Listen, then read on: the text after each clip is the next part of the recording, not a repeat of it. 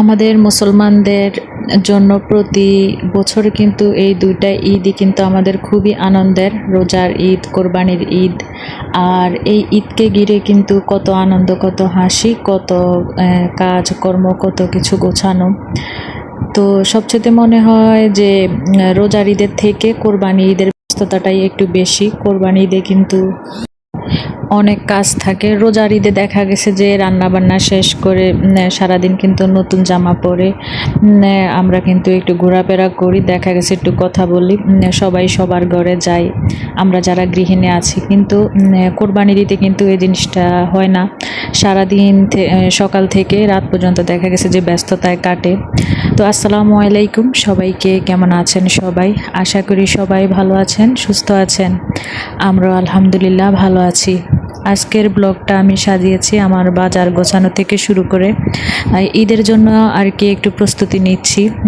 একটু বলতে প্রস্তুতি তো অনেক কিছু আছে, তো একটু একটু করে আর কি ঈদের জন্য প্রস্তুতি নিচ্ছি। যেহেতু ঈদ চলে আসছে আর বেশি দিন আর কি নেই। আর ইদানিং কিন্তু আমি রেগুলার ব্লগ দিতে পারছি না, কারণ একটু অসুস্থ আছি। গতকাল কিন্তু ডাক্তারের কাছে গিয়েছিলাম বিকাল 5টা বাজে, আর আসছি কিন্তু রাত 9টা বাজে। তো সেজন্য কিন্তু ব্লগ দিতে পারি নাই। সংসারে কাজকর্ম, আবার অসুস্থ। তবে আগের থেকে অনেকটা ভালো আছি, সংসারের কাজকর্ম করতেছি। তবে খামারের কাজটা আর কি একটু অফ রেখেছি। আমার হাজব্যান্ড আর কি একেবারেই নিষেধ দিয়ে দিয়েছে, তো ওনারা আর কি বাবা ছেলে মিলে যতটুকু পারতেছে আর কি করতেছে। তারপর আমি মাঝে মধ্যে খামারে গেলে আর কি আমাকে একটু বকাবকি করে, খামারের কাজ একটু নিষেধ আর কি। যাই হোক, এদিক দিয়ে কিন্তু সকালবেলা নাস্তা কিন্তু অফ ক্যামেরায় করে নিয়েছি, সকালের কাজকর্ম কিন্তু অফ ক্যামেরায় করে নিয়েছি। আর আমাদের গৃহিণীদের কিন্তু সকালে একটু ব্যস্ততায় কাটে। আর সকালবেলা চিন্তা করি যদি ভিডিও করতে যাই তাহলে কিন্তু আরও সময় আর কি লেগে যাবে, আর ভিডিওটাও কিন্তু অনেক বড় হয়ে যাবে, তাই আর কি সকালের কাজকর্ম কিছুই রাখি নাই। তো এটা ছিল নাস্তা খাওয়ার পরে আর কি। তো যখন আর কি বসে বসে চা খাচ্ছিলাম তখনই কিন্তু বাজারগুলো আর কি পাঠিয়েছে। তো আমার হাজব্যান্ড বলেছিল আর কি যে 3 মনের মতো আর কি পেঁয়াজ কিনে রাখবে আর কি সারা বছরের জন্য। তো কিছুদিন আগে কিন্তু 5 কেজি পেঁয়াজ আর কি নিয়ে আসছিল। তো সেখানে কিন্তু দেখা গেছে যে বড় বড় যে পেঁয়াজগুলো সেগুলো কিন্তু ভিতরে ভালো থাকে না। পেঁয়াজের ভিতরে কিন্তু পেঁয়াজের যে হাইটা থাকে সেটা থাকে, তারপরে অনেক পেঁয়াজ কিন্তু আর কি নষ্ট হয়ে যায়, ভালো থাকে না। তো সেজন্যই আমি আর কি বলেছিলাম যে এত পরিমাণে পেঁয়াজ কিনতে হবে না, যতটুকু লাগবে মানে মোটামুটি 1 মাস যে যাতে যায় আর কি সেই পরিমাণে আর কি আনতে বলেছি। তো এখানে আসলে কতটুকু নিয়ে আসছে সেটা বলতে পারবো না, তবে অনুমান করতেছি আর কি হয়তো 20 কেজির মতো আর কি নিয়ে আসছে। তো পেঁয়াজগুলা আর কি গুছিয়ে রাখলাম, খাটের নিচে রেখে দিয়েছি। আর রান্নাঘরে তো আছে আগে যে 5 কেজি নিয়ে আসছিল। আর কিছু সবজিও পাঠিয়েছিল, ঝিঙ্গা, তারপর কাঁকরোল, ধনিয়া পাতা, কাঁচামরিচ নিষেধ করেছে কারণ কাঁচামরিচ আমার সবজি বাগানে অনেক আছে। আর হচ্ছে ধনিয়া পাতা নিয়ে আসছিল। তো সেগুলো আর কি গুছিয়ে ফ্রিজে কিন্তু অফ ক্যামেরায় রেখে দিয়েছি। আর এখানে ট্যাংরা মাছ দিয়েছিল, আর বড় সাইজের 2টা রুই মাছ আর কি দিয়েছিল। তো উনি আবার অন্য কাজে চলে যাবে, সেজন্য আর কি কেটে দিতে পারে নাই। যে বাজার থেকে তো সবসময় রুই মাছটা আর কি কেটে আর কি পাঠায়। তো আজকে একটু ব্যস্ততার কারণে উনি এক জায়গায় চলে গিয়েছে, তাই আর কি আস্ত মাছগুলাই আর কি পাঠিয়েছে। তো চিন্তা করলাম আগে আর কি মাছগুলা কেটে নেই। তবে মাছগুলা কিন্তু একেবারে টাটকা ছিল, ট্যাংরা মাছগুলো একেবারে আর কি টাটকা ছিল। তো এদিক দিয়ে কিন্তু আমি মাছগুলা কাটছিলাম আর কি। আমি কিন্তু ছোট মাছের থেকে বড় মাছ আর কি খুব সুন্দর আর কি কাটতে পারি। বড় মাছ কাটতে আমার কোনো আর কি অলসতা নেই, আমার কাছে ভালোই লাগে। তবে মাঝে মধ্যে বেশি মাছ হলে আর কি একটু বিরক্ত লাগে, কিন্তু ছোট মাছ তো একেবারেই আমার পছন্দ না। তবে আমার হাজব্যান্ড, তারপর আমার শ্বশুর শাশুড়ি পছন্দ করে দেখে আর কি মাঝে মধ্যে আনতে হয়। সবার পছন্দ অনুযায়ী কিন্তু মাছ নিয়ে আসা হয় আর কি।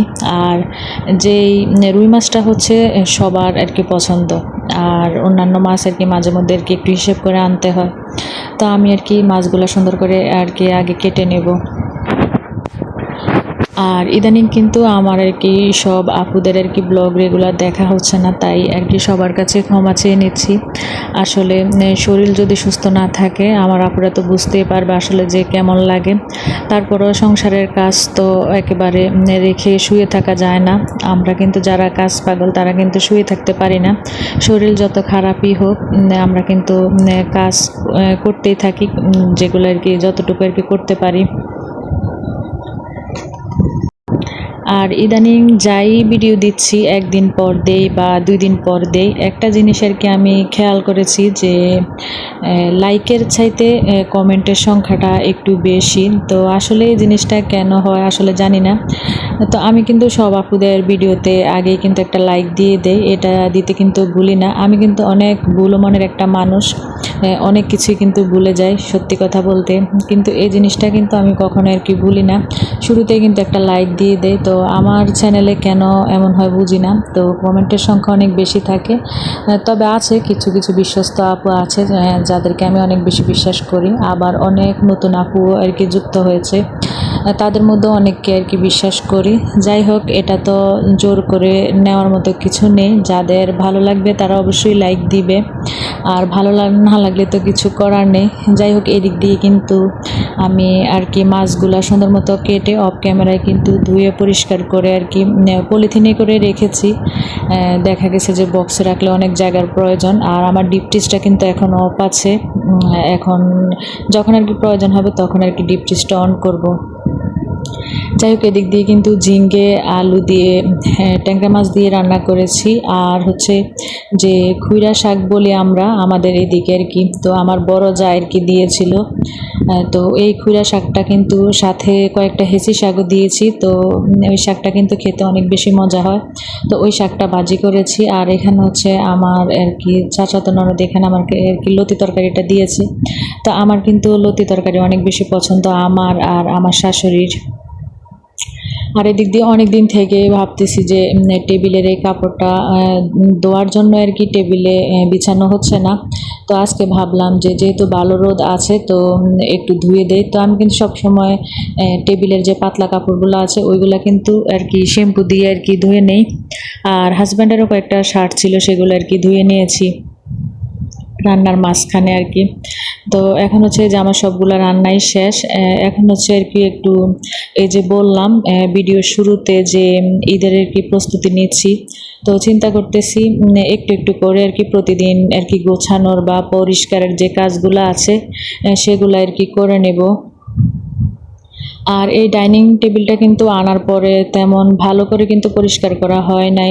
মাঝে মধ্যে আর কি উপরের গ্লাসটা পরিষ্কার করা হয়, কিন্তু যে আছে না যে একেবারে সুন্দর করে চারদিক পরিষ্কার করে আর কি নেওয়া হয়, আমি কিন্তু ওটা করি নাই। তো আজকে কিন্তু অফ ক্যামেরায় বা অন ক্যামেরায় আমি কিন্তু খুব সুন্দর করে আর কি টেবিল, তারপরে চেয়ার, আশেপাশে যত ধুলোবালি আছে সব কিছু কিন্তু অনেক সময় নিয়ে কিন্তু টেবিলটা আর কি পরিষ্কার করে নিয়েছি। আর আজকে শরীরটা একটু বেশি আর কি ভালো লাগতেছে আগের তুলনায় আর কি। তো সেজন্য ভাবলাম যেহেতু শরীরটা ভালো লাগতেছে তো কাজগুলো যেহেতু করতে হবে, সামনে যেহেতু ঈদ আছে তো আস্তে আস্তে আর কি কাজগুলো করে নেই। রান্নাবান্না যেহেতু শেষ, বাজার গোছানো শেষ, এখন হচ্ছে এগুলো আর কি আস্তে ধীরে আর কি পরিষ্কার করে নিচ্ছি। তো এদিক দিয়ে ডাইনিং টেবিল পরিষ্কার করে নিচ্ছি। আবার কিন্তু আমার ঘরের যে বড় সাইজের আয়নাগুলো আছে সেগুলোও কিন্তু কিছু আর কি অন ক্যামেরায় পরিষ্কার করেছি, আবার কিছু অফ ক্যামেরায় কিন্তু পরিষ্কার করে নিয়েছি। তো যাই হোক, অনেক তো কথা বলে ফেললাম। আবার আর কি সবাইকে মনে করিয়ে দিচ্ছি যে যেখান থেকে আমার ভিডিওটা দেখছেন, যদি আমার ভিডিওর কোনো অংশ আপনাদের কাছে ভালো লেগে থাকে একটা লাইক দিয়ে দিবেন। আর আমার চ্যানেলে যদি কেউ আজকে নতুন হয়ে থাকেন সাবস্ক্রাইব করে আমার পাশে থেকে যেতে পারেন। আর এই গাছটা দেখেন, বেশি দিন হয় নাই, 1 মাসের মতো হবে আর কি যে আমি লাগিয়েছিলাম। গাছটা এত সুন্দর হয়েছে।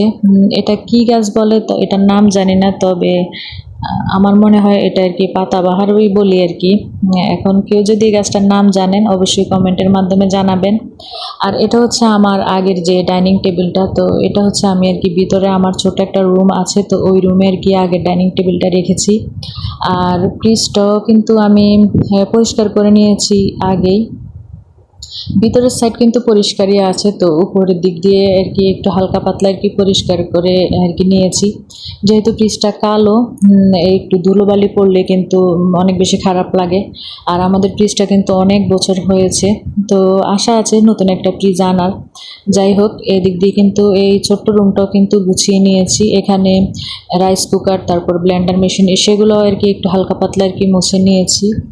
আর টেবিলটা পরিষ্কার করার পরে কিন্তু অনেক বেশি সুন্দর লাগছিল।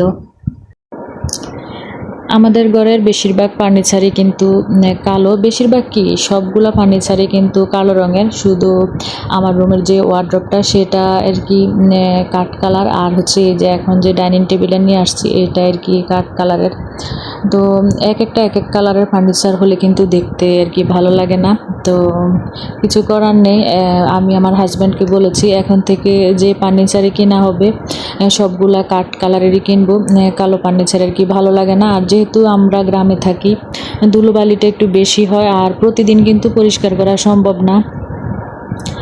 আর গ্রামের বাড়িতে চাইলেও কিন্তু কাজের মানুষ পাওয়া যায় না, নিজেদেরকেই কিন্তু কষ্ট হলেও করতে হয়।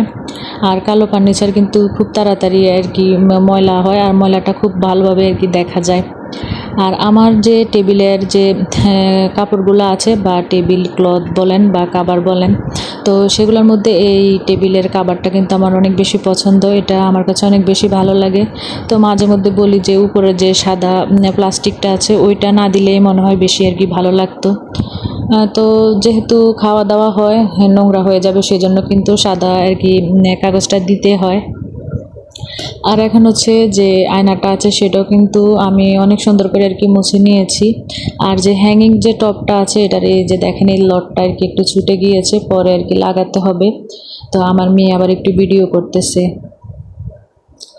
আজকে মোটামুটি প্রায় 2 রুমের সবগুলা জিনিসই কিন্তু অনেক সুন্দর করে আর কি পরিষ্কার করে নিয়েছি।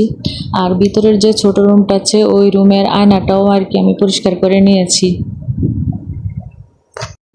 ঈদের জন্য তো প্রস্তুতি হিসাবে একটু পরিষ্কারের কাজ করলাম। টেবিল, তারপর আয়নাগুলা, রাইস কুকার, তারপর ব্লেন্ডার মেশিন, এগুলো হালকা পাতলা পরিষ্কার করেছি। তারপর পেঁয়াজও কিন্তু ঈদের জন্যই আসলে বেশি করে নিয়ে আসা হয়েছে। তারপরও কিন্তু অনেক মশলা, তারপর অনেক বাজার বাকি আছে, সেগুলো আস্তে আস্তে আর কি কমপ্লিট করা হবে।